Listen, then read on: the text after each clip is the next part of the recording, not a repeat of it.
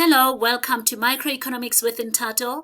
In this session, we are summarizing the relationship between the Isoquant curve and the Isocost curve. The Isoquant curve shows all the different combinations of labor and capital that produce the exact same amount of output. The equation is output is a function of capital and labor. The Isocost line shows all the possible combinations of labor and capital that can be purchased at a given cost. And the equation is cost is the sum of labor cost and capital cost.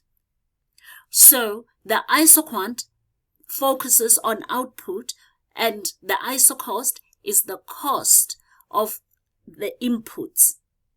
What we want to know is how a firm can choose its combination of capital and labor to minimize its cost of producing a given output. Costs are minimized where the Isoquant curve is tangent to the Isocost curve.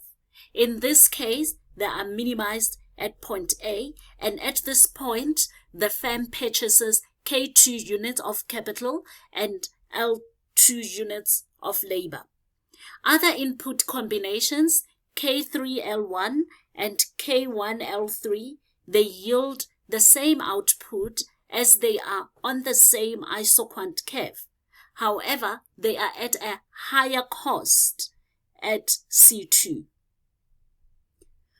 And at this point here, marginal product of labor over wages equals to marginal product of capital over the rental rate.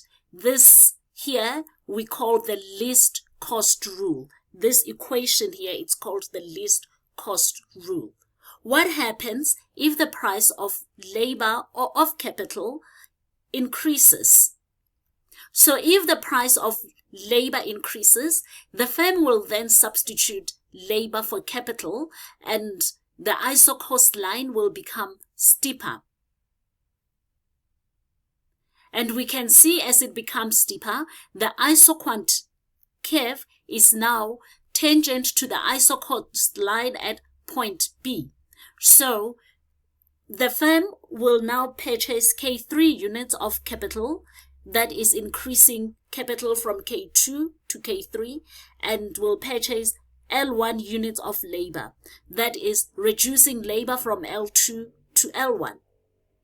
What will happen then if the price of capital increases? The firm will then substitute labor for capital and the Isocost line will become flatter. And as it becomes flatter, we can see that the Isoquant curve is now tangent to the Isocost line at point C. That is, the firm is now purchasing K1 units of capital and L3 units of labor. Capital is being reduced from K2 to K1 and labor is being increased from L2 to L3. Thank you for watching. Please remember to like, subscribe, and to comment.